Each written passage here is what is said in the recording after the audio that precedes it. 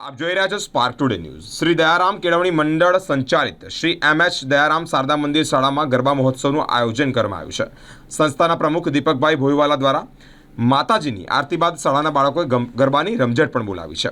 ડભોઈ શાળા ખાતે જ આદ્યશક્તિમાં અંબાના નવરાત્રિનો પર્વ ચાલી રહ્યો ત્યારે શાળાના શિક્ષકો તેમજ તમામ વિદ્યાર્થીઓ ટ્રેડિશનલ ડ્રેસમાં શાળામાં હાજર રહ્યા છે। મંડળના પ્રમુખ દીપકભાઈ જી ભોઈવાલા તથા શાળાના ઇન્ચાર્જ આચાર્ય શ્રી સુનિલભાઈ રાઠવા, એડમિનિસ્ટ્રેટિવ શ્રી યોગેશભાઈ પટેલ, શાળાના સુપરવાઇઝર શ્રી અનિલભાઈ ચાવડા સાથે જ લાલજીભાઈ ચૌધરીની ઉપસ્થિતિમાં માતાજીની સ્તુતિ પણ કરવામાં આવી છે અને નવરાત્રિ પર્વની ઉજવણી કરવામાં આવી છે। શ્રી દયારામ કેળવણી મંડળ સંચાલિત શ્રી એમ.એચ. દયારામ શારદા મંદિર ડભોઈમાં આજરોજ તારીખ 5-10-2024 શનિવારના રોજ માં આદ્યશક્તિ અંબેમાના નવરાત્રિ પર્વની ઉજવણી રાખવામાં આવેલ હતી।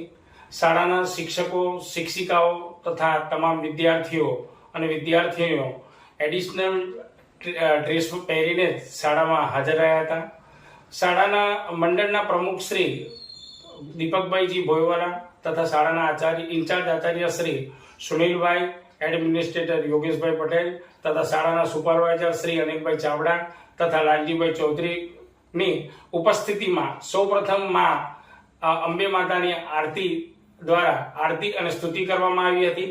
ત્યારબાદ શાળાના શિક્ષકો અને શિક્ષિકાઓ તથા વિદ્યાર્થીઓ અને વિદ્યાર્થીનીઓ દ્વારા ગરબા, દોડિયું, ટીમલી, રાસ વગેરેની રમઝટ દ્વારા શાળામાં અનેરો ઉત્સાહ આવી ગયો હતો અને નવરાત્રિ પર્વની ઉજવણી કાર્યક્રમને સફળ બનાવ્યો।